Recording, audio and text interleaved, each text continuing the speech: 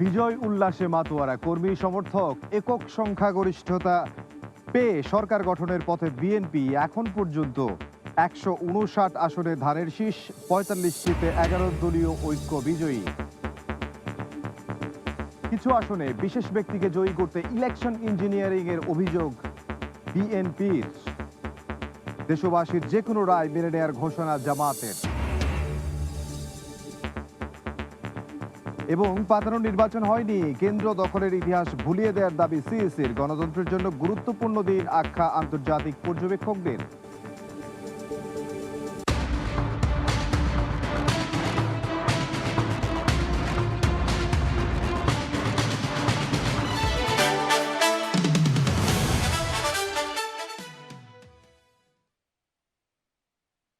ত্রয়োদশ জাতীয় সংসদ নির্বাচনের আনুষ্ঠানিক ফলে এরই মধ্যে একক সংখ্যাগরিষ্ঠতা পেয়ে সরকার গঠনের পথে বিএনপি। তারা ১৫৯টি আসনে বিজয়ী হয়েছে এবং ৪৫টি আসনে জামাত নেতৃত্বাধীন ১১ দলীয় ঐক্য বিজয়ী হয়েছে।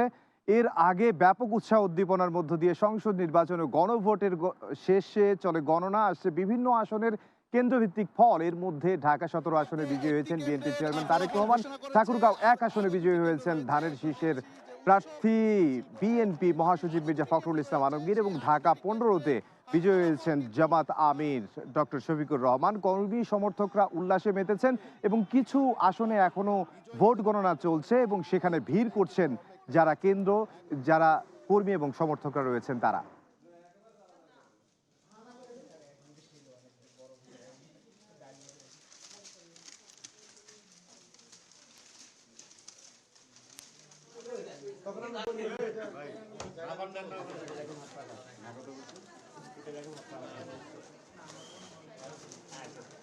কলেজ রয়েছে, সেই মহিলা কলেজের মোট 3টি কেন্দ্র রয়েছে। এর মধ্যে একটি কেন্দ্রের ফলাফল ঘোষণা করেছে, আর আরো 2টি কেন্দ্র রয়েছে। এই দুটি যে উৎসব মিছিল করছে।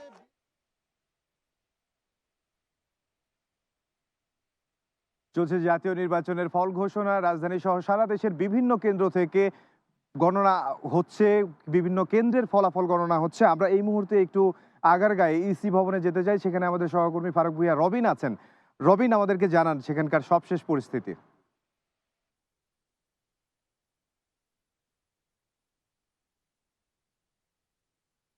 আমরা এই মুহূর্তে আছি নির্বাচন কমিশনে। এখানে নির্বাচন কমিশনের ফলাফল সংগ্রহ ও পরিবেশন কেন্দ্র থেকে বিভিন্ন আসনের যে ফলাফল সেটি কিন্তু ঘোষণা করা হচ্ছে। তবে এখন পর্যন্ত যে কোনো কেন্দ্রের বা কোনো আসনের যে চূড়ান্ত ফলাফল কিন্তু নির্বাচন কমিশনের ফলাফল সংগ্রহ ও পরিবেশন কেন্দ্র থেকে ঘোষণা করা হয়নি।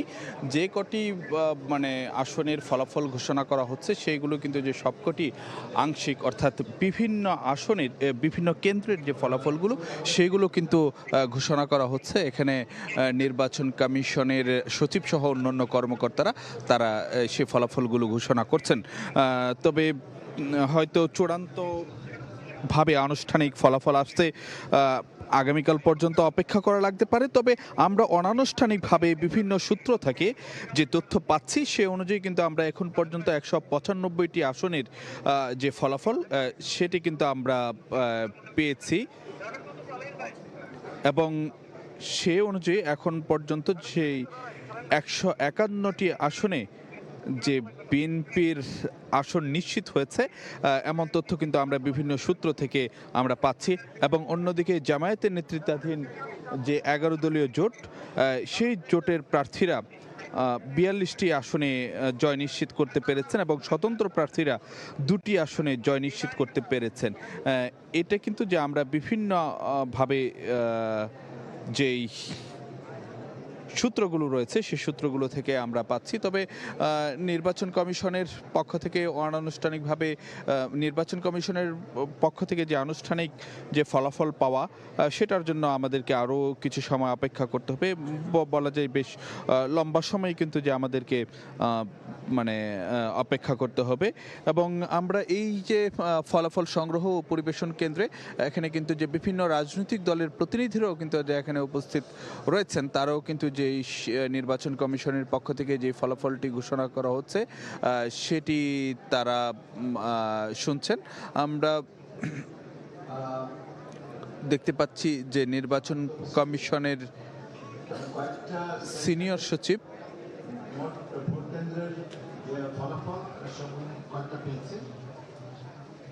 আমি যেমন ব্রাহ্মণবাড়িয়া 5 এর আসনের মোট ভোট কেন্দ্রের সংখ্যা হচ্ছে 155টি। আমার কাছে যে ফলাফল এসে পৌঁছেছে সেখানে 155টি ব্রাহ্মণবাড়িয়া 5 তথ্য আছে। জনাব আমির হুসাইন বাংলাদেশ খেলাফত মজলিস রিকশা প্রতীক নিয়ে উনি পেয়েছেন 60,857 ভোট। জনাব কাজী নাজমুল হোসেন স্বতন্ত্র ফুটবল প্রতীক নিয়ে পেয়েছেন 84,708 ভোট। জনাব নজরুল ইসলাম ইসলামী আন্দোলন বাংলাদেশ হাত পাখা প্রতীক নিয়ে পেয়েছেন 20,696। জনাব নাহিদা জাহান গণসংহতি আন্দোলন মাথার প্রতীক নিয়ে পেয়েছেন 266 ভোট। জনাব মোহাম্মদ আশরাফুল হক ইনসানিয়াত বিপ্লব বাংলাদেশ আপেল প্রতীক নিয়ে পেয়েছেন 257 ভোট। জনাব মোহাম্মদ কামরুল ইসলাম জাতীয় পার্টির লাঙ্গল প্রতীক নিয়ে পেয়েছেন 372 ভোট। জনাব মোহাম্মদ আব্দুল মান্নান বাংলাদেশ জাতীয়তাবাদী দল ধানের শীষ প্রতীকে পেয়েছেন 85,769 ভোট। জনাব মোহাম্মদ শাহিন খান বাংলাদেশ কমিউনিস্ট পার্টি কাস্তে প্রতীক নিয়ে পেয়েছেন 359 ভোট।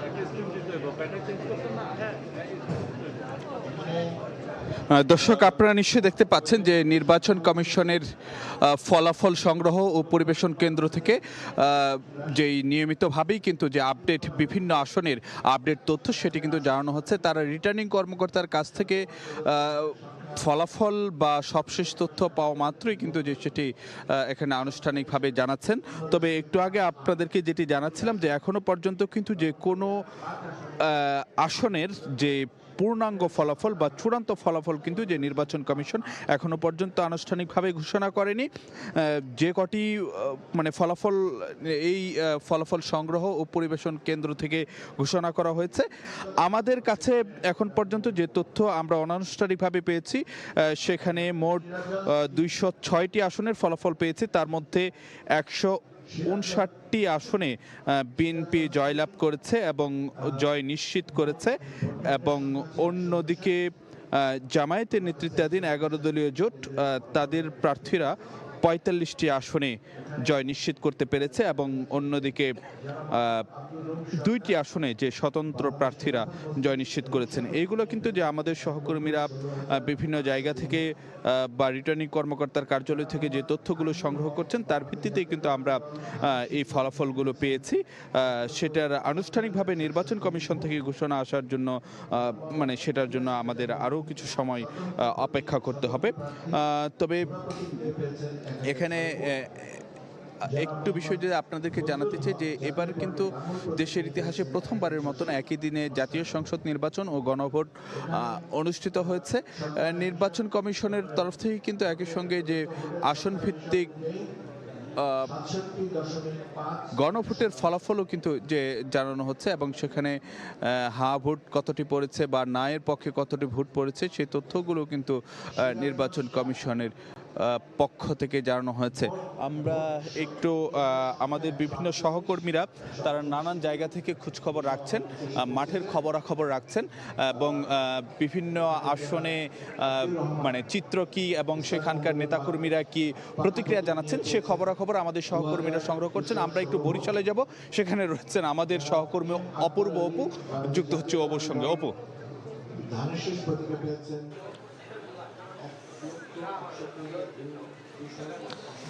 বরিশাল জেলায় 6টি সংসদীয় আসন, আর 6টি সংসদীয় আসনে আজকে কোনো ধরনের বিশৃঙ্খলা, বড় ধরনের কোনো সহিংসতা ছাড়া শান্তিপূর্ণভাবে ভোট সম্পন্ন হয়েছে।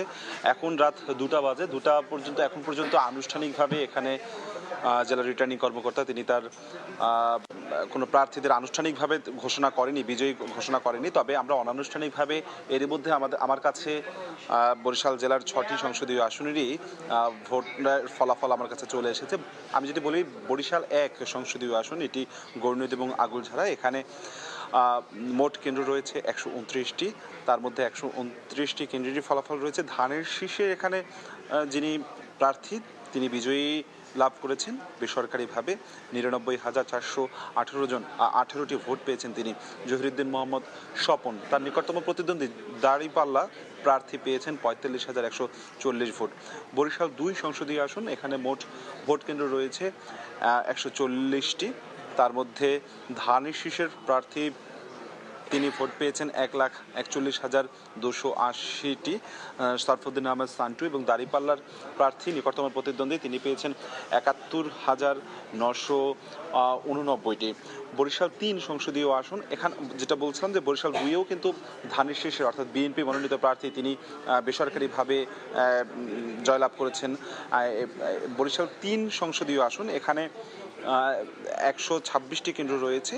126টি কেন্দ্রের মধ্যে 126টি কেন্দ্রের ফলাফল রয়েছে। সেখানে ধানের শীষের প্রার্থী তিনি পেয়েছেন 78,131টি এবং নিকটতম প্রতিদ্বন্দ্বী ঈগল মার্কা তিনি পেয়েছেন 57,149টি। অর্থাৎ বরিশাল 3 সংসদীয় আসন বাবুগঞ্জ এবং মুলাদি, এখানে ধানের শীষের জন্য প্রার্থী জয়নুল আবেদিন তিনি কার্যত বিজয় লাভ করতে যাচ্ছেন। তার নিকটতম প্রতিদ্বন্দ্বী ঈগল মার্কার প্রার্থী এবি পার্টির ব্যারিস্টার ফুয়াদ তিনি 57,149টি ভোট পেয়ে দ্বিতীয় অবস্থানে রয়েছেন। বরিশাল সদর 5 আসন, এটিকে বরিশাল বিভাগের মর্যাদার আসন বলা হয়। এই মর্যাদার আসনটিতে 176টি কেন্দ্র রয়েছে। 176টি কেন্দ্রের মধ্যে ধানের শীষের প্রার্থী অ্যাডভোকেট মুজিবুর রহমান সরোয়ার তিনি পেয়েছেন 1,33,006 ভোট। তার নিকটতম প্রতিদ্বন্দ্বী হাত পাখার প্রার্থী মুফতি ফয়জুল করিম তিনি পেয়েছেন 93,216 ভোট। এর বাইরে বরিশাল 6 সংসদীয় আসন, সেখানে বিএনপির প্রার্থী আবুল হোসেন ধানের শীষের তিনি পেয়েছেন 81,087 ভোট এবং দাঁড়িপাল্লা তিনি পেয়েছেন মাহমুদুর নবী তিনি পেয়েছেন 54,533টি ভোট এবং হাত পাখার প্রার্থী ফয়জুল করিম তিনি পেয়েছেন 28,823 ভোট। অর্থাৎ বরিশাল 6 সংসদীয় আসনেও ধানের শীষ বিএনপি মনোনীত প্রার্থী তিনি বিজয় লাভ করেছেন। এর বাইরে বরিশাল 4 সংসদীয় আসন হিজলা এবং মেহেন্দিগঞ্জ নিয়ে এই আসনটি নদীবেষ্টিত বলা হয়। এই আসনে বিএনপির প্রার্থী রাজীব আহসান তিনি পেয়েছেন 1,27,282টি ভোট। আমি আবারও বলছি, রাজীব আহসান তিনি পেয়েছেন 1,27,282টি ভোট এবং জামায়াতে ইসলামের প্রার্থী অধ্যাপক আব্দুল জব্বার তিনি পেয়েছেন 82,856টি ভোট। অর্থাৎ বলা চলে যে বরিশালের 6টি সংসদীয় আসনে প্রত্যেকটিতেই বিএনপি মনোনীত প্রার্থীরা বিজয় লাভ করেছেন, এগিয়ে রয়েছেন বেসরকারিভাবে ফলাফলে। এর বাইরে আপনি জানেন যে বরিশাল বিভাগে 21টি সংসদীয় আসন, 21টি সংসদীয় আসনেই কার্যত আমরা যেটি জানতে পেরেছি বেসরকারিভাবে 18টি আসনেই বিএনপি এগিয়ে রয়েছে। বরগুনা 1 সংসদীয় আসনে চেয়ারম্যান তারেক রহমানের কার্যালয়ের সামনে ইতিমধ্যে অসংখ্য মানুষজন তারা রয়েছেন। আমরা সরাসরি সম্প্রচারে রয়েছে, যেখানে দেখানোর চেষ্টা করব যে নেতাকর্মীদের যে ভিড়, যে উচ্ছ্বাস, বিজয়ের যে উচ্ছ্বাস সেটি কিন্তু আমরা দেখতে পাচ্ছি যে এখানে বিএনপি চেয়ারম্যান তিনি আছেন। এখন তিনি বেরিয়ে যাবেন বলে আমরা জানতে পেরেছি। তিনি বাসার দিকে যাবেন সেটি আমরা আশা করছি। মামুন ভাই, আমরা জানতে পেরেছি তিনি এখন বাসার দিকে যাচ্ছেন, বিএনপি চেয়ারম্যান যাবেন, সেই প্রস্তুতি নেওয়া হয়েছে। আমরা চেষ্টা করব, আমরা তার কাছে যেই ফলাফল এসেছে এখন পর্যন্ত সব মিলিয়ে যে ফলাফল এসেছে আমরা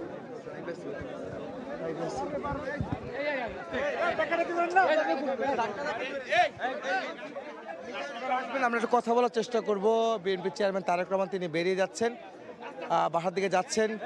ফলাফলের বিষয়টি আপনারা জানতে পেরেছেন।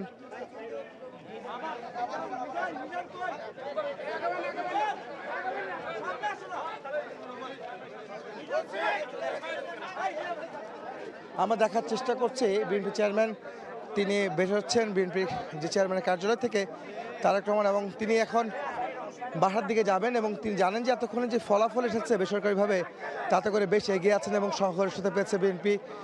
সেই প্রত্যাশা নিয়ে নেতাকর্মীরা অবস্থান নিয়েছেন এই এই কার্যালয়কে ঘিরে এবং উচ্ছ্বাস প্রকাশ করছেন, তারা অপেক্ষায় আছেন।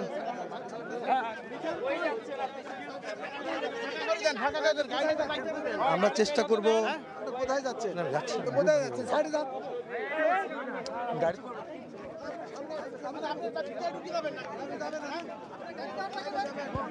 শেষ হলে যাবে না।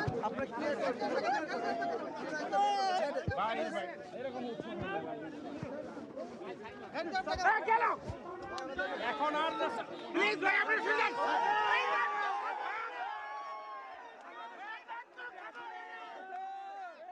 আমরা দেখতে পাচ্ছি নেতাকর্মীদের মধ্যে উচ্ছ্বাস রয়েছে, এখানে তারা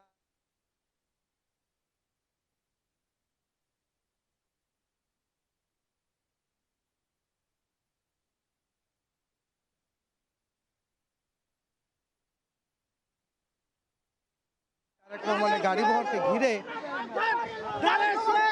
এই মানুষের উচ্ছ্বাস দেখা যাচ্ছে, স্লোগান দিচ্ছেন তারেক রহমানকে দেখে। বিজয়ের পরে এই উচ্ছ্বাস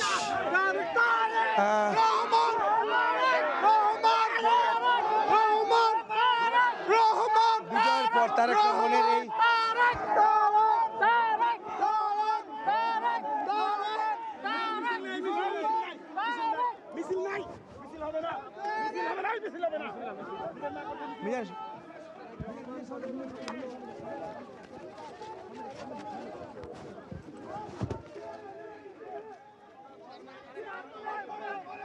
তারেক রহমানের গাড়ি বহর ঘিরে নেতাকর্মীদের উচ্ছ্বাস এবং স্লোগান দিচ্ছেন, এবং যে অবস্থা তৈরি হয়েছে বিজয়ের পর তারেক রহমানের বিজয়ী বেশে তিনি বেরোচ্ছেন কার্যালয় থেকে, সেটি আপনারা দেখতে পাচ্ছেন। তার এই যাওয়ার পথে সাধারণ মানুষ যে ভিড় করেছেন এবং তারা যে নেতাকর্মীরা স্লোগান দিচ্ছেন, তারেক রহমান এখন বাড়ির দিকে যাচ্ছেন, তার গুলশান এভিনিউর যে 196 নম্বর বাসার দিকে তিনি যাচ্ছেন। আমরা চেষ্টা করছিলাম তিনি কথা বলেন কিনা, কিন্তু না, তিনি কোনো কথা বলবেন না সেটা আমরা জানতে পেরেছি।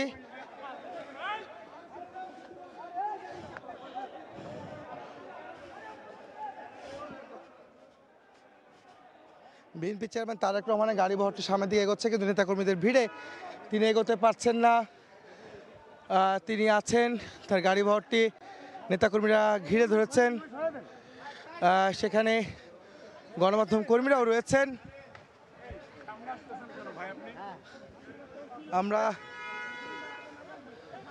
আমরা কথা বলার চেষ্টা করব তারেক রহমানের সঙ্গে যিনি আছেন।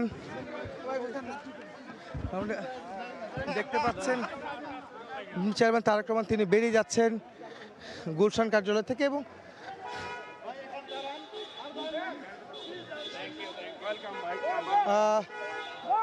এই মুহূর্তে বিএনপি চেয়ারম্যান তারেক রহমান তাকে আসলে তিনি বেরিয়ে গেছেন কার্যালয় থেকে, তিনি বাসার দিকে যাচ্ছেন এবং সমস্ত তাদের যে গাড়ি বহরটি এখন এগোচ্ছে গুলশান এভিনিউর দিকে, গুলশান যে কার্যালয়ের দিকে ছিলেন। আপনারা জানেন যে বিএনপি চেয়ারম্যান তারেক রহমান এতক্ষণ এই কার্যালয়ে বসে নির্বাচনের যে ফলাফল সেগুলি পর্যবেক্ষণ করছিলেন, এবং একই সঙ্গে ফলাফল পর্যবেক্ষণ শুধু নয়, এবং তিনি প্রার্থীদের সঙ্গে কথা বলছিলেন যারা ধানের শীষের প্রতীকে প্রার্থী হয়েছিলেন, এবং একই সঙ্গে নেতাকর্মীদের সাথে কথা বলছিলেন, খোঁজখবর নিচ্ছিলেন, তাদের ফলাফলের আপডেট জানতে চাচ্ছিলেন। সব কিছু মিলিয়ে এখন এই মুহূর্তে আমরা যেতে চাই যেখানে বাংলা মোটরে তাদের অস্থায়ী কার্যালয় এনসিপির, সেখানে ব্রিফ করছে এনসিপির নেতৃবৃন্দ। আমরা যাব সেখানকার ব্রিফ শোনার জন্য। চেষ্টা করা হচ্ছে, যেখানে মাঠের বাস্তবতা কিংবা ভোট গণনার বাস্তবতা কিন্তু ভিন্ন। আমরা ঢাকার 16 আসনেও একই রকম চিত্র দেখতে পেলাম। ঢাকা 17 আসনে আমরা দেখতে পেলাম যে 50টি ভোট কেন্দ্রের ভোট গণনা শেষ না হতেই একজনকে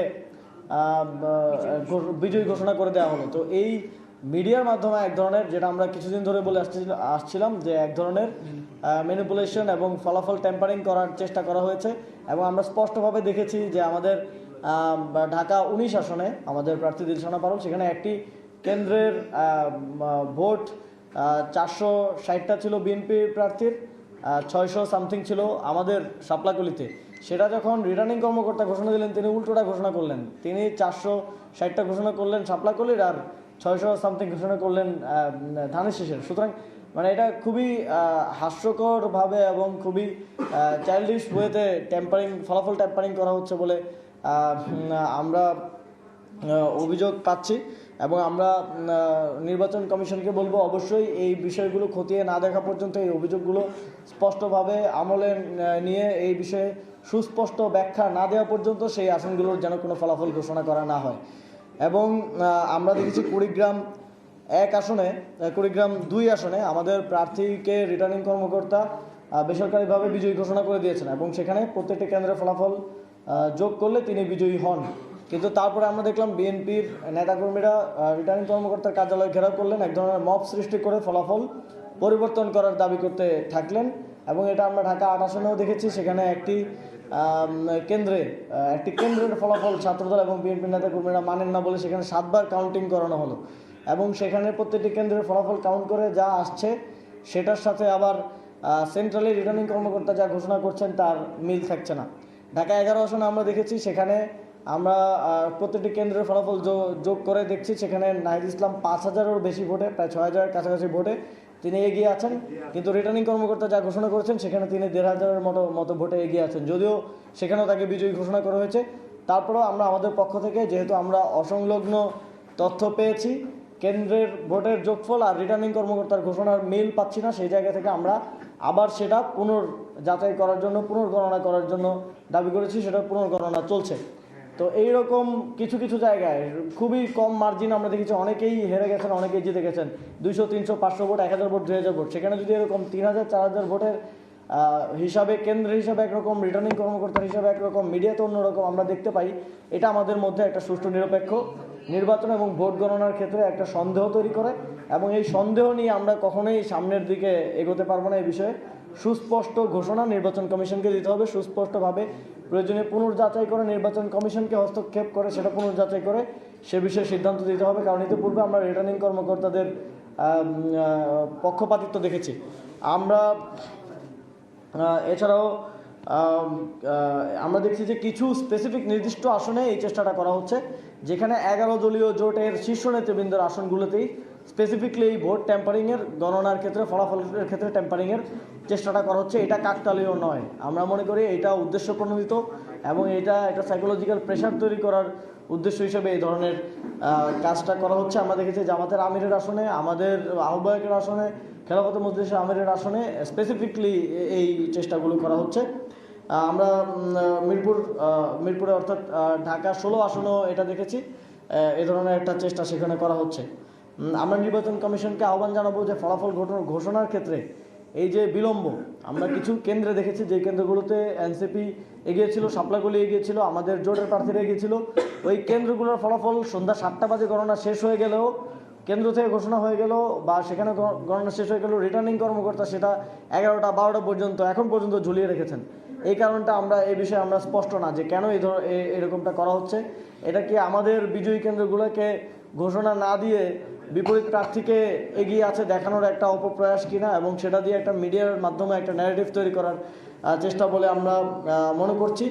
আমরা আমাদের দিক থেকে বলতে চাই যে সুষ্ঠু নির্বাচনের মাধ্যমে যেই ক্ষমতায় আসুক জাতীয় নাগরিক পার্টি গণতন্ত্রের প্রতি শ্রদ্ধার জায়গা থেকে তাকে সহায়তা করবে সরকার পরিচালনা, রাষ্ট্র পরিচালনার ক্ষেত্রে। তবে সেটা শতভাগ সুষ্ঠুভাবে হতে হবে। ফলাফলের মতো একটা বিষয়, যেখানে 100টা কেন্দ্রের ফলাফল যোগফল করলে একটা পাচ্ছি, সেখানে আরেকটা রিটার্নিং কর্মকর্তা বলছে, আরেকটা ইলেকশন কমিশন বলছে, মিডিয়া আরেকটা আসতেছে। এই ধরনের বিভ্রান্তিকর ফলাফলের মধ্য দিয়ে আমরা চাই না যে কেউ এদেশে সরকার গঠন করুক। তাহলে সেক্ষেত্রে একটা কনফিডেন্সের শূন্যতা থেকে যাবে এবং তার ফলে বাংলাদেশ আসলে যেই দিকে আমরা পৌঁছাতে চাই সেদিকে আমরা আগাতে পারবো না। আমরা ঢাকা 8 আসনের একটা ভয়েস রেকর্ড আপনাদেরকে একটু শোনাতে চাই। ঢাকা ৮ আসনে, যেটা ইতিপূর্বে আমি পোস্ট করে জানিয়েছিলাম, লাইভেও আমরা বলেছিলাম যে ঢাকা ৮ আসনে যেই ভোটগুলো ফল্ট ভোট হয়েছে, যেই ভোটটা মার্কার বক্সে পড়ে না, আপনারা জানেন যে নির্দিষ্টভাবে আরপিওতে উল্লেখ আছে মার্কার বক্সে ভোটটা দিতে হবে।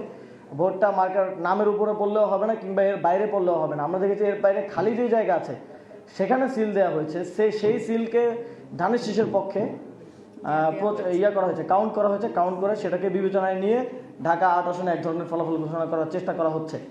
তো আমরা প্রথমে আমরা যখন রিটার্নিং কর্মকর্তার কাছ থেকে জানতে চাইলাম, তিনি বললেন যে তাকে ইসি থেকে ইসির সেক্রেটারি মৌখিকভাবে নির্দেশনা দিয়েছেন যে বক্সের বাইরের ভোটটাও ধানের শীষ বলে কাউন্ট করা যাবে। তো পরে আমরা ইসি সেক্রেটারির সাথে কথা বললাম, ইসিতে কথা বললাম।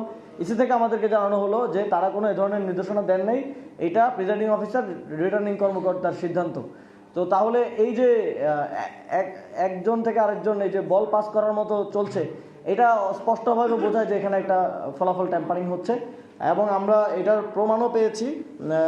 যিনি ঢাকা ৮ আসনের প্রার্থী, তার ভাগ্নের একটা কল রেকর্ড আমরা পেয়েছি, সেখানে তিনি ঠিক একই কথাগুলো বলছেন, যে সেটা আমরা আপনাদেরকে একটু শোনাতে চাই। সকল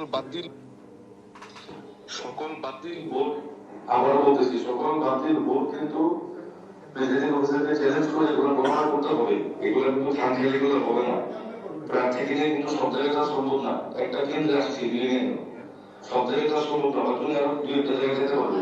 কিন্তু আপনারা কিন্তু দেখতে বলে এজেন্টদের সাথে কথা বলে প্রেসিডেন্ট অফিসার যে বলেন, চ্যালেঞ্জ করেন যে রিটার্নিং কর্মকর্তার সাথে কথা হয়েছে, সে বলছে এই ভোটগুলো কাউন্ট হবে, সাদা জায়গায় যে ভোটগুলো পড়ছে তাহলে সেটা পক্ষে কাউন্ট হবে। এগুলো জোর দিয়ে বলা লাগবে। জিনিসটা কিন্তু খামখেয়ালি করলে আমরা মানে আমাদের সবার লস, আপনারও লস, আমারও লস। আমি আমাকে নিয়ে আসার চেষ্টা করতেছি কয়েকটা কেন্দ্রে, না পারলে প্লিজ আপনারা নিজ দেখতে কাজটা করেন। এই রেকর্ডটি আমরা পেয়েছি, যেটা প্রমাণ করে যে যে ভোটগুলো ফল্ট হয়ে গেছিল, বাতিল হওয়ার কথা, সেই ভোটগুলোকে ধানের শীষের পক্ষে ঢাকা ৮ আসনে কাউন্ট করা হয়েছে। সুতরাং এই ভোটের পরিমাণ কত, সংখ্যা কত, এবং এই বাতিল ভোটগুলোকে কাউন্ট করে যখন তারা হেরে যাচ্ছিল, এই দেরি করে বিলম্ব করে বাতিল ভোটগুলোকে কাউন্ট করে প্রিজাইডিং অফিসারদেরকে, এই যে উনি বলছিলেন যে প্রিজাইডিং অফিসারদেরকে কাছে যান আপনারা, গিয়ে তাদেরকে রাজি করে এই বাতিল ভোটগুলো কাউন্ট করেন, কাউন্ট না করলে আপনার লস, আমার লস।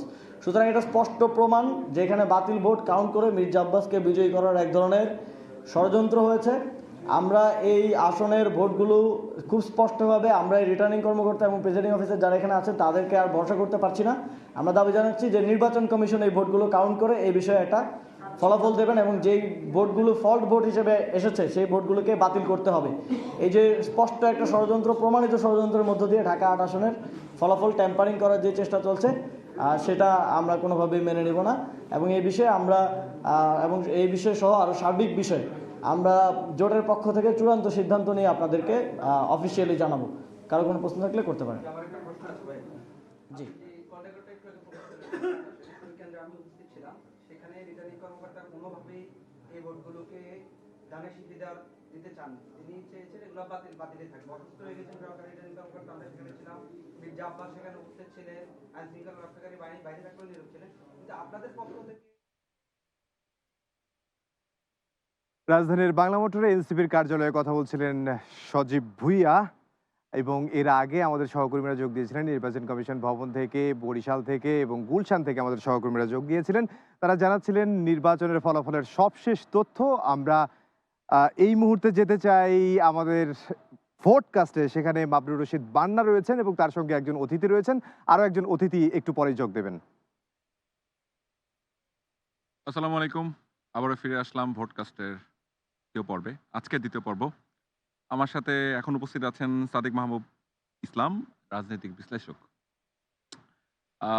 কেমন দেখলেন সারাদিনের ভোট কাস্ট অ্যান্ড এভরিথিং? এখন যে রেজাল্ট একটা চলে এসছে অলরেডি আনঅফিসিয়ালি, বিএনপি সরকার গঠন করতে যাচ্ছে, তাই তো? কেমন বোধ করছেন?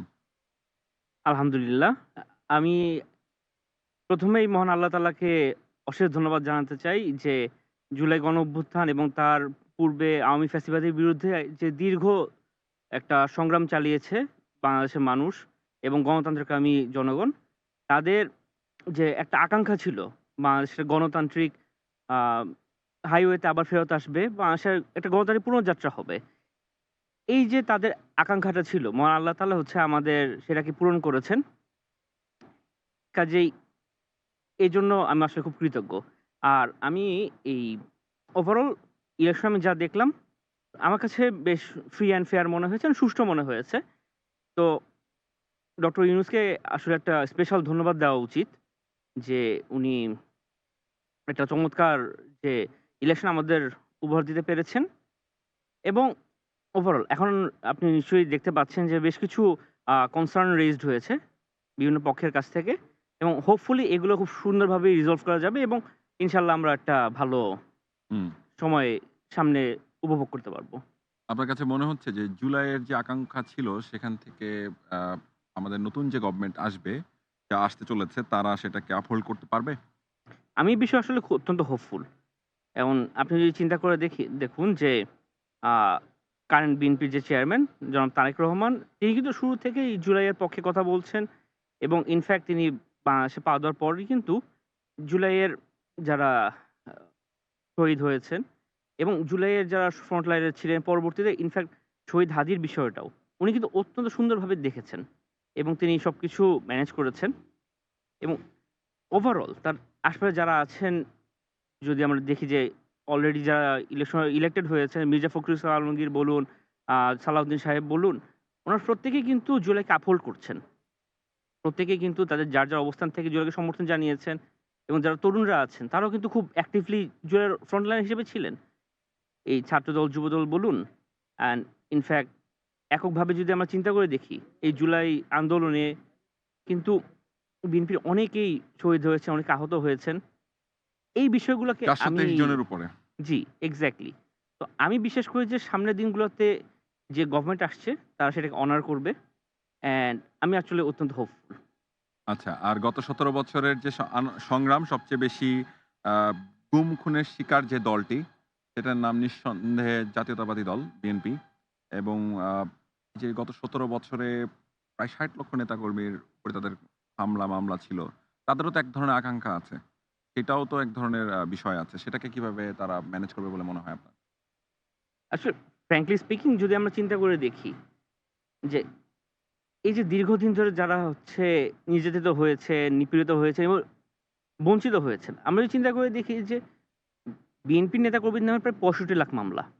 তো বিশ্বের অনেক দেশে তো ৬৫ লাখ জনগণই নাই আসলে। হুম। তো এই যে একটা লম্বা দীর্ঘ প্রসেস গিয়েছে, এই যে একটা রিপ্রেশন গিয়েছে তাদের মধ্যে, এই মুহূর্তে কিন্তু অনেকেরই মনে হতে পারে যে না, এখন আমরা জিতে গিয়েছি অ্যান্ড হচ্ছে আ তারা অনেক কিছু আকাঙ্ক্ষা করতে পারে বা তারা কিন্তু অনেক কিছু খায়েশ জন্মাইতে পারে। কিন্তু আপনি যদি চিন্তা করে দেখেন যে অলরেডি নির্বাচনী জনসভাগুলোতে তারেক রহমান একটা ইন্টারেস্টিং কথা বলেছেন হুম।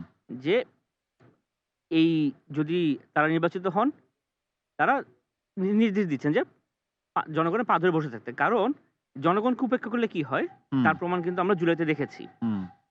তো এই যে শিক্ষাটা তিনি তার নেতাকর্মীদের দিতে চাচ্ছেন, হুম। আমি রিয়েলি হোপফুল যে তার নেতাকর্মীরা যারা আছেন তারা এই যে ১৭ বছর বা নানা রকমের যে তাদের ইচ্ছা যদি জন্মায় থেকেও থাকে, তাহলে তারা সেটাকে হচ্ছে দেশ ও জাতির স্বার্থে সেই জিনিসটাকে দমন করবেন। তারা একটা প্রপার রাজনৈতিক ওয়েতে ফেরত আসবেন। স্পেশালি আপনি যদি চিন্তা করে দেখেন, নরমালি আমাদের রাজনৈতিক কালচারে যেটা হয় যে আ একটা বিজয়ের উল্লাসের সাথে, সাথে একটা ভায়োলেন্স এর ইস্যু চলে আসে, নানা রকম ইস্যু চলে আসে। বা এটা আমাদের রাজনৈতিক কালচারের একটা অংশ। এটা খুবই টক্সিক একটা অংশ, খুব খারাপ একটা অংশ। এই সাইকেলটা আই রিয়েলি হোপ যে এবার এটা ব্রেক হবে, অ্যান্ড হোপফুলি সামনের দিনগুলোতে আমরা দেখতে পাবো যে একটা বেটার বাংলাদেশ। যে বাংলাদেশ আসলে সব দল মিলে, বাংলাদেশে এখন যারা আছে সবাই কিন্তু প্রো বাংলাদেশী পার্টি। যে মানে এন্টি বাংলাদেশ ফ্যাকশন তো দেশের পালিয়ে গিয়েছে, ভারতে পালিয়ে গিয়েছে। যারা আছে তাদের একসাথে মিলেমিশে থাকতে হবে। Hmm. And hopefully I really hope যে সামনের দিনগুলোতে আমরা এটা একটা প্রতিফলন, যারা ইলেকশনে জিতছেন, যারা হোপফুলি নেক্সট গভর্নমেন্ট ফর্ম করবেন, তারা জিনিসটা অনার করবেন। কারণ তাদের এই ওভারঅল এই দিনটা কিন্তু দাঁড়ায় আছে হাজার, হাজার মানুষের আত্মত্যাগের উপর, এবং রক্তের দে উপরে। Must honour the blood of the people hmm. That has been spilled for this very day. Yeah.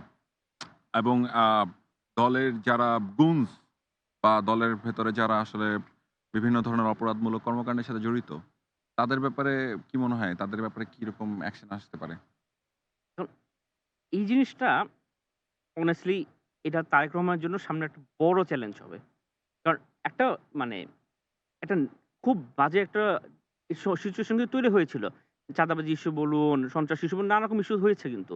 And BNP কিন্তু ওই সময় যেটা বলেছে বা যেটা করেছে তারা কিন্তু ১২০০ র উপর নেতাকর্মীকে তারা বহিষ্কার করছে। তখন কিন্তু এইসব ইস্যুগুলোতে নরমাল ডিফেন্স যেটা ছিল তাদের যে আমরা হচ্ছে যেহেতু গভর্নমেন্টে নেই, আমরা হচ্ছে একটা আ ব্যক্তি বা আমাদের দলের কোনো কর্মী বা নেতার এগেইনস্ট আমরা হাইয়েস্ট ডিসিপ্লিনারি অ্যাকশন যেটা নিতে পারি তাকে আমরা স্থায়ীভাবে বহিষ্কার করতে পারি। বের করে দিতে পারি। হ্যাঁ, এই বিষয়টা আমরা কিছু করতে পারি না। But this excuse will not work anymore.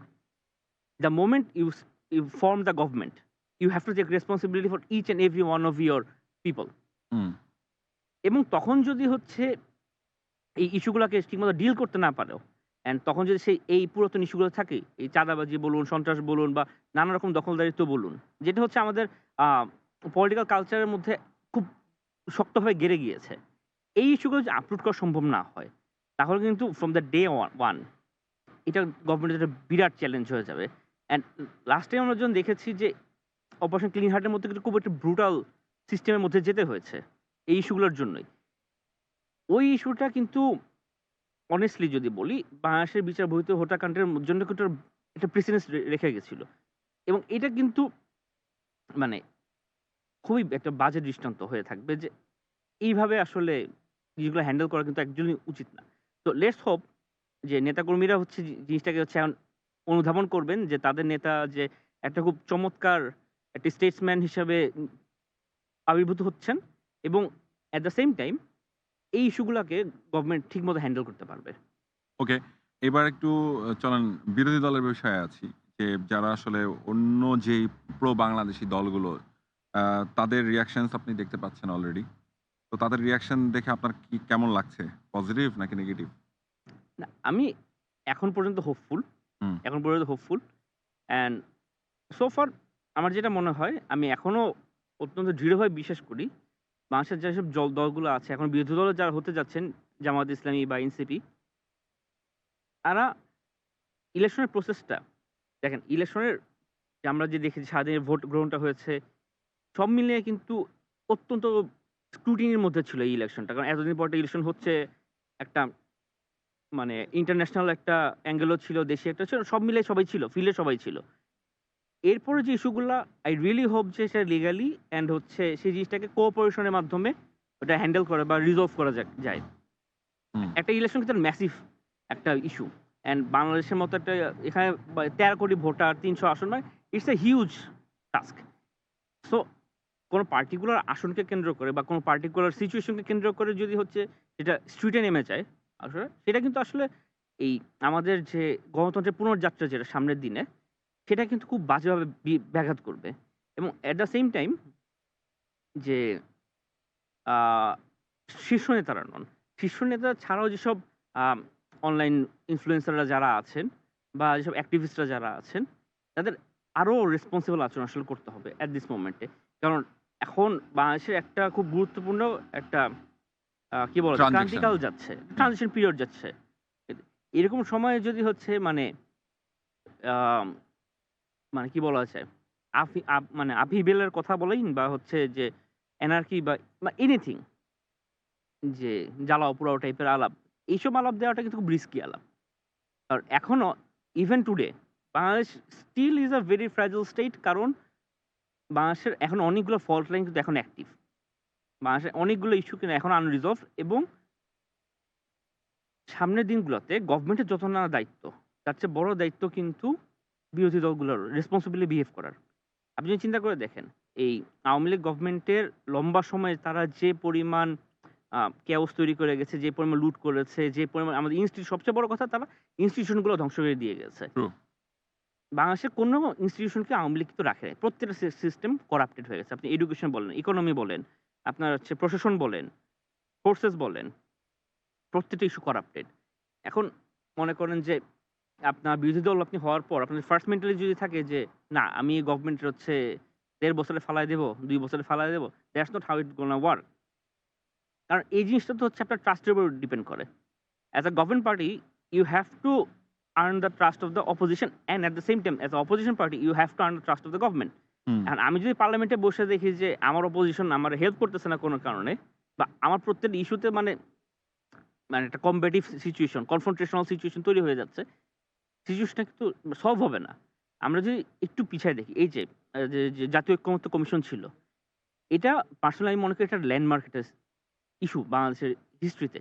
দেখেন বাংলাদেশে সোফার এর আগে আপনার যে ৫০ বছর ইতিহাস চিন্তা করে দেখেন, মানে সরকারি দল বা বিরোধী দলের যে কোনো রকমের ক্রাইসিস, সেই জিনিসটা রিজলভ করতে হয়েছে হয় এক্সটার্নাল একটা মানে বলা যায় মিডিয়েশনের মধ্যে, অথবা হচ্ছে রাস্তায়। একসাথে বসে এক ডায়ালগে বসে যে লাইক জেন্টলম্যান যে ডিবেট, ডিসকাশনস এগুলোর মাধ্যমে যে জুলাই চার্টার বলুন, ঐক্যমত্য বলুন, সবকিছু যে ফিক্স করতে পারছে, ইটস আ হিউজ ডিল। হুম। এই জিনিসটা আমি সামনের দিনগুলো দেখতে চাই। যে এখন কিছু হইলো, আমি হচ্ছে হরতাল ডেকে দিলাম, আমি হচ্ছে ওয়াকআউট করলাম, আমি কোঅপারেশন করলাম না। That's not how it's gonna work. এখন মনে করেন যে বিজয়ী, বিজেতা এরকম এই সময় ইমোশনস গুলো খুব high. Emotions is running very high at this moment. দেখেন মানে ইলেকশন তো ইলেকশন। একটা ম্যাচ হারলেই আমাদের কেমন লাগে? আপনার ফেভারিট টিম একটা ম্যাচ হেরে গেছে। আপনার কেমন লাগতেছে? হুম। এল ক্লাসিকোতে রিয়াল মাদ্রিদ বার্সেলোনার হেরে গেলে তো আমারই খারাপ লাগে। হুম। আমি রিয়াল ফ্যান, আমার খারাপ লাগে। আপনি বার্সা ফ্যান, আপনার খারাপ লাগে। এরকম একটা ন্যাশনাল লেভেলের একটা election. Everyone's expectation is really high. So emotions are running very high too. True. এই ফিল্ডে কেউ তো হারার জন্য নামে নাই। তাই না? Every single one of the candidates, every single one of the supporters, activist, they have invested a lot in this thing. তো এখন সময়টা আসছে হচ্ছে একটু ব্যাকট্র্যাক করা, একটু চিন্তা করা যে আমি যেটা বলতেছি, আমি যেটা করতেছি, is it really the case? Hmm. নাকি আমি জাস্ট হচ্ছে confrontation for the confrontation sake, যে আমি সরকারি দল, আমি বিরোধী দল, ইয়েস নাও লেটস ফাইট। এই এই ২ বাংলার যে আদি কালচার যেটা, যে রাস্তায় গিয়ে মারপিট করো, এটা যদি বজায় থাকে তাহলে সামনে বাংলাদেশের কপালে খুবই দুঃখ আছে। অনেস্টলি, কারণ আমাদের ইকোনমি বলেন, আমাদের ইনস্টিটিউশন বলেন, সব দিকেই কিন্তু অনেক নাজুক। আমরা বেশ ভালনারেবল সিচুয়েশনে আছি। একদম ১৭ বছরের আবর্জনা এই কি বলে ১.৫ বছরে সম্ভব না। অ্যান্ড এটা আসলে কোনো ম্যাজিক ওয়ান্ডো নাই। আপনি যদি তারেক রহমানের বক্তব্য দেখেন, উনি কিন্তু বলতেছেন যে আমার এমন আমি প্রমিস করতেছি না যে আমি ক্ষমতা নিব, ডে 1 থেকে সবকিছু ভ্যানিশ। না, it's gonna stay like this for a while. Yeah. You have to give me time. And the opposition should be ready to give the time. এখন দেখেন, হ্যাঁ, মানে এইখানে তো মানে ফেরেশতারা বইসা ইলেকশন করতেছে না, তারা ফেরেশতারা বইসা গভর্নমেন্টও চালাইতেছে না। সবাই মানুষ, সবাই তো you have to take everything into account. Yeah. এখন মনে করেন এই ৫০০ মাইল দূরে কোন পীর বইসা কি বলতেছে, ওইটারে আমি অন্ধভাবে বিশ্বাস করে হচ্ছে নেমে পড়লাম যে না, let's dismantle everything we have worked so hard for to achieve. তাহলে তো আসলে হইল না ভাই। অপোজিশনেরও ইকুয়ালি, হ্যাঁ, স্টেট গভর্নমেন্টের অনেক রেসপন্সিবিলিটি আছে। অ্যান্ড অপোজিশনেরও ইকুয়ালি একটা রেসপন্সিবল বিহেভ করতে হবে। উই এক্সপেক্ট ওকে, দ্যাট আমরা অ্যাজ এই পয়েন্টটা সিটিজেন। ক্লিয়ার হলাম। এবার বলেন, এবার যে ইয়েস ভোট জিতে গেল বিপুল ব্যবধানে, আমি যদি বলি যে সবচেয়ে সংখ্যাগরিষ্ঠতা পেল, ইনফ্যাক্ট সবচেয়ে বড় বিজয়টা হলো ইয়েস ভোটের, এই বিষয়টাকে আপনি কিভাবে দেখছেন? এগেইন আলহামদুলিল্লাহ খুব ভালো একটা সময় গেছে গণভোটের মধ্যে এখানে দিয়ে। কিন্তু দায়িত্ব আছে যারা সরকারের বসবে, এক্সাক্টলি। তারা যদি এটার এই জুলাইয়ের যে সনদ এবং ইয়েস ভোটের যে স্পিরিট সেটার বিরুদ্ধে যায়, তখন তো আসলে এক ধরনের মানে সাধারণ যে ভোটার যারা তাদেরকেই নির্বাচিত করেছে তাদের থেকেও তো একটা বিশাল মানে, কেননা তারাই তো ইয়েস ভোট দিয়েছে, ইট উইল বি আ তারা হিউজ এটা কিভাবে বিট্রায়াল। দেখবে? ইট উইল বি আ তখন হিউজ বিট্রায়াল। হ্যাঁ, তো এই বিষয়ে আপনার কি বলছেন? দেখেন, এই যে গণভোটের ইস্যুটা গেল, এখন নানা রকম আর্গুমেন্ট আছে, হাবিজাবি আছে, এবং একটা লম্বা টাইমে হচ্ছে অনেক রকম গুঞ্জন ছিল যে হ্যাঁ, যারা এখন গভর্নমেন্ট আসতেছে বিএনপি, তারা আসলে কি চায় ইস্যুটাতে। এরপর ইস্যুটা কিন্তু ক্লিয়ার হয়ে গেল। এরপর কিন্তু নানাভাবে হচ্ছে বিএনপির রুটেবল অনেক নেতা বা অনেকেই হচ্ছে এগুলো প্রচারণা করছেন for very different reason. Note of dissent তো আছে বিএনপির পক্ষ এক্স্যাক্টলি, থেকে। এক্স্যাক্টলি। এখন এটার মধ্যে অনেকগুলো নুয়ান্সেস এন্ড এভরিথিং আছে। অ্যান্ড এগেইন গণভোট বলুন, এটা কিন্তু হচ্ছে একটা বড় ম্যান্ডেট। হ্যাঁ, ভোট জিতেছে, এর মানে কি? People trust the government and people trust the process. এই যে মনে করেন যে জুলাইয়ের একটা বড় আকাঙ্ক্ষা ছিল একটা মৌলিক চেঞ্জ হবে বাংলাদেশের। এই আকাঙ্ক্ষার প্রতি যে তাদের যে স্টিল তাদের কমিটমেন্টটা আছে, এই কমিটমেন্টটার একটা বড় প্রমাণ কিন্তু হ্যাঁ, ভোট জিতে যাওয়া। And the next government must take this things into account. হ্যাঁ, এখন গভর্নমেন্টে বসার পর আনকমফোর্টেবল অনেক রকম সিচুয়েশন অ্যারাইজ করে অনেস্টলি। অ্যান্ড কিন্তু আমাদের একটি এই যে উইল অফ পিপল, তাদের যে ইচ্ছাটা আছে সংস্কারের, তারা যে মনে করতেছে না we need this sort of changes, we need this check and balances, এগুলো কিন্তু অনার করতেই হবে। যারা বিএনপিকে ভোট দিল বা বিএনপি জোটকে ভোট দিল তারাই তো আসলে ইয়েস ভোটও দিল। Exactly, exactly. অ্যান্ড অনেস্টলি বিএনপির টপ লিডারশিপ থেকে কিন্তু খুব ক্লিয়ারলি বলে দেওয়া হয়েছে তারা কোন পক্ষে। তারেক রহমান, মির্জা ফখরুল ইসলাম আলমগীর, নজরুল ইসলাম খান সবাই কিন্তু বলে দিয়েছেন যে এটা। অ্যান্ড সবচেয়ে বড় কথা, আপনি যদি আবার চিন্তা করি যে আমরা ঐক্যমত্য কমিশনে কি হচ্ছে, বিএনপি ওয়াজ দ্য পার্টি যারা সবচাইতে মেটিকুলাসলি এই জিনিসটাকে ফলো করছে। তারা প্রত্যেকটা ইস্যু নিয়ে অত্যন্ত খুব সালাউদ্দিন সাহেবের নেতৃত্বে তারা কিন্তু প্রত্যেকটা ইস্যু নিয়ে খুব সিরিয়াস সুন্দর ছিল। করে, they were the most serious party in the whole panel. We have seen it. আমরা সবাই কিন্তু লাইভ দেখতে পাইছি সেটা। এখন এত মানে ইলেকশনের পর now is the time to prove your commitment to the people who have trusted you to carry out the changes. Okay, একটা ভালো পয়েন্ট পাওয়া গেল যেখানে আমরা ট্রাস্ট করতে চাই যে অবশ্যই আপনাদের যে ভোটার যারা আপনাদেরকে বিশ্বাস করলো, আহ, ভোট দিল, তারা ইয়েস ভোটও দিল তাদের সবচেয়ে বিশাল সংখ্যায়। তো সেটা আপনারা অবশ্যই সেই কমিটমেন্টটা রাখবেন, রাখা উচিত হবে এবং সেটাই আসলে গণতান্ত্রিক হবে আমাদের মনে হয়। আচ্ছা, এবার যদি আমি একটু বলতে চাই হচ্ছে ঢাকা ৮ আসন নিয়ে আসলে কি হচ্ছে, এটা তো আসলে একটা টক অফ দ্য টাউন বা টক অফ দ্য কান্ট্রি বা টক অফ দ্য ওয়ার্ল্ডও বলা যেতে পারে না। What is going on their? আসলে এই জিনিসটা আই থিংক এই বিষয়ে কোনো মন্তব্য না করা উচিত, কারণ জিনিসটা এখন ongoing and let's see how it unfolds. And I just hope যে এই জিনিসটা it will be sorted out very soon and in a very civil manner. Let's hope যে জিনিসটা ভালো মতো হবে। And since this is a developing situation and it's a very delicate situation, এই বিষয়ে আসলে কোনো মন্তব্য না এই করাটাই এই এই এই এই যে এরকম ঘটনাগুলো কি কোনোভাবে নির্বাচনকে প্রশ্নবিদ্ধ করতে পারে? অনেস্টলি কেননা কিছু কিছু আসলে আমরা দেখতে পাচ্ছি দুই হুম, পক্ষই হুম। বিজয় হিসাবে আনন্দ মিছিল করছে। হ্যাঁ, এক্স্যাক্টলি। স্পেশালি ঢাকা ১৫ একটা ইস্যু দেখলাম। জামায়াতের আমির আসনে মানে দুপক্ষই জনাব মিল্টনও দেখলাম তিনি ফেসবুক পোস্ট করছেন এভরিথিং। হুম। তো এগেইন এখন আমরা যে ইলেকশনের চিন্তা করে দেখি, আজকে সারাদিন বা আজকে আগের যা পুরো টাইমটা, ইলেকশনের প্রত্যেক step it was under the scrutiny, it was under the eye of a lots of stakeholders. And আমি যদি পার্সোনালি চিন্তা করে দেখি, প্রত্যেক জিনিস কিন্তু অত্যন্ত মানে যেটা আমাদের সাথে ওপেন আমরা দেখছি। হুম। এখন যেসব ইস্যুগুলো অ্যারাইজ করতেছে, এগুলো অনেস্টলি এত ম্যাসিভ একটা কর্মযজ্ঞের মধ্যে নানা রকম ইস্যু তৈরি হইতেই পারে। But I really don't believe যে এটা পুরো ইলেকশনের প্রসেসটাকে হচ্ছে প্রশ্নবিদ্ধ করবে। There are some actors who would think যে this can be exploited, এই গলা পানিতে মাছ শিকার করে যেতে পারে। হুম। But that would be against everything we have struggled for. Yeah. এই ১৭ বছরে আমাদের দীর্ঘ যে লং জুলাইটা গেছে, এইটার এগেইনস্টে হচ্ছে এটা দাঁড়ায় যাবে। কারণ আমরা যে এক্সপেক্ট করছি ইলেকশনটা, আমরা যদি বাইরে থেকে দেখি, doctor Yunus has delivered us this sort of election. এই জিনিসটাকে মানে এই প্রতিটা ইস্যুই কি আমার কাছে মনে হয় যে সাদিক ভাই, আমরা আপনার এই পয়েন্টে আবার ফিরবো। হুম। তা এখন আমাদের সাথে একজন স্পেশাল গেস্ট আসলে জয়েন করেছেন, মুস্তফা খন্দকার, বার্তা প্রধান, সময় টিভি। এই চ্যানেলেরই উনি প্রাণ পুরুষ বলা যেতে পারে। আপনার আরেকটা পরিচয় দিয়ে, আপনি আমার একজন প্রিয় বড় ভাই। তো welcome to my show. Thank you Banna ভাই, থ্যাংক ইউ সাদিক। হ্যাঁ, আসসালামু আলাইকুম ভাই, দেখা হয়ে ভালো লাগলো। কেমন বোধ করছেন? রিলিফ এক কথায়। আচ্ছা, সেটা কিরকম একটু সেটা elaborate হচ্ছে করেন। যে আমরা একটা গণতন্ত্রের পথে হাঁটছি এবং একটা গণতান্ত্রিক নির্বাচিত সরকার পাচ্ছি।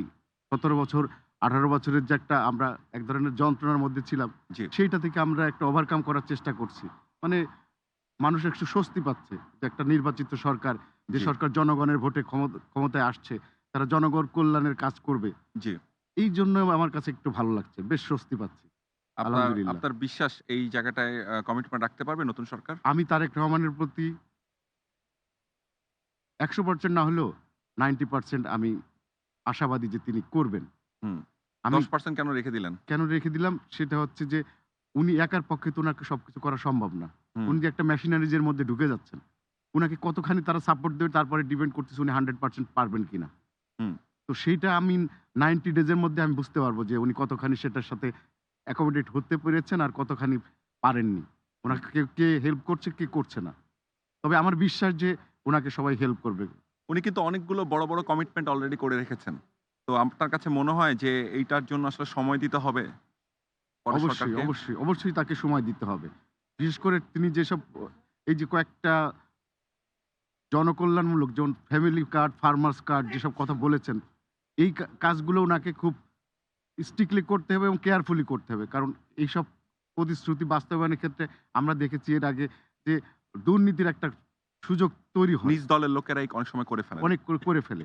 তো আমি বলছি না যে এটা হবে না। কিন্তু হুম। কেয়ারফুলি একে ডিল করতে হবে। হুম, তো হুম, হুম। আর উনার অনেকগুলো প্রতিশ্রুতি আছে যেগুলো খুবই চ্যালেঞ্জ। আমি যতটুকু জানি যে উনি আসলে প্রত্যেকটা সেক্টর নিয়ে উনার আসলে বিশেষ টিম ছিল এবং সেই টিম পলিসি টিম তারা কাজ করেছে। আ সেটার রেজাল্ট আমরা হয়তো মানে একটু সময়ের পরে দেখতে পাবো আসলে কিরকম। কিন্তু এই যে জায়গাগুলো সবার আকাঙ্খা এই জাতিটা আসলে অনেকগুলো বছর স্বৈরাচারের কবলে ছিল এবং খুব বর্বর স্বৈরাচারের কবলে ছিল। সেখান থেকে আপনার কাছে কি মনে হয় না যে চ্যালেঞ্জটা অনেক বেশি, অনেক পাহাড়সম? হ্যাঁ, চ্যালেঞ্জ বেশি। কিন্তু আবার এটাও ঠিক যে চ্যালেঞ্জ না থাকলে কোনো কাজে আপনি সফল হতে পারেন না। আপনার যদি প্রেশার না থাকে, চ্যালেঞ্জ না থাকে, আপনার ওই কাজের মধ্যে কোনো থাকে না। চান্স থাকে না, আপনার কাজ করার প্রতি আগ্রহ থাকে না। চ্যালেঞ্জ থাকলে আপনি ওই কাজটা ওভারকাম করার জন্য হলেও আপনি কাজটা ঠিকমতো করবেন। কারণ এইটা আপনার কাছে জনগণের কাছে কমিটমেন্ট করা। হুম, হুম, আপনার দলের কাছে না। তো আপনাকে নেক্সট জনগণের কাছে কিন্তু ৫ বছর পরে আবার ফিরে যেতে হবে। হুম। সো আপনি তখন কি নিয়ে দাঁড়াবেন? সো আপনাকে এইগুলো করতেই হবে। আমি বলছি না যে 100% করতে হবে। উনি ইন্ট্রোডিউস করুক, শুরু করুন। তারপরে আস্তে, আস্তে হবে গ্র্যাজুয়ালি। আমরা একবারেই সবকিছু চাই না। কারণ হুম। আমরা ১৭ বছর অনেক কিছু দেখেছি। সেই তুলনায় আমরা এই যে এইবার নির্বাচনটাই আপনি ধরেন, হুম। কোনো ভায়োলেন্স হইছে? হয়নি। তো ইভেন আমিটামি নির্বাচনেও মানুষ হত্যার হুম, শিকার হয়েছে নিজেরা হুম। নিজেরার মধ্যে। আজ এ পর্যন্ত আমরা কোনো মানে হত্যার মতো কোনো ঘটনা ঘটে নাই। হ্যাঁ, বিশাল ব্যাপার, এটা বিশাল হ্যাঁ, অ্যাচিভমেন্ট। আমি হ্যাঁ, এটা ইন্টারিমের এবং যারা আইন শৃঙ্খলা রক্ষাকারী বাহিনী এবং বাংলাদেশ আর্মি, বাংলাদেশ নেভি এবং বাংলাদেশ এয়ারফোর্স সবাইকে আসলে ধন্যবাদ জানাতে চাই। বাংলাদেশ সাধারণ জনগণকে ধন্যবাদ জানানো যেতে হ্যাঁ। পারে। এবং পার্টির কর্মীরাও অনেক বেশি ছিল।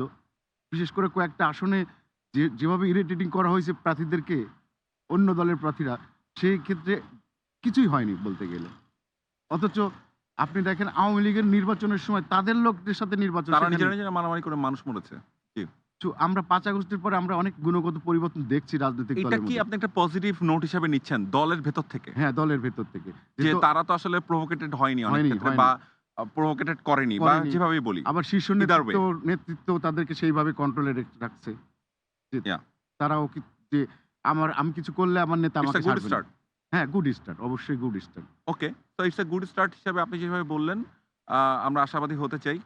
তো আমি আসলে সময়ের নিয়ম অনুযায়ী হুম। আ একটা বিরতিতে যেতে হচ্ছে। তারপরে আবার ফিরবো। আপনার সাথে কথা বলবো। দর্শক একটা বিরতিতে যাচ্ছি। বিরতি থেকে ফিরে আবারও কথা বলবো পডকাস্ট অনুষ্ঠানে। ধন্যবাদ।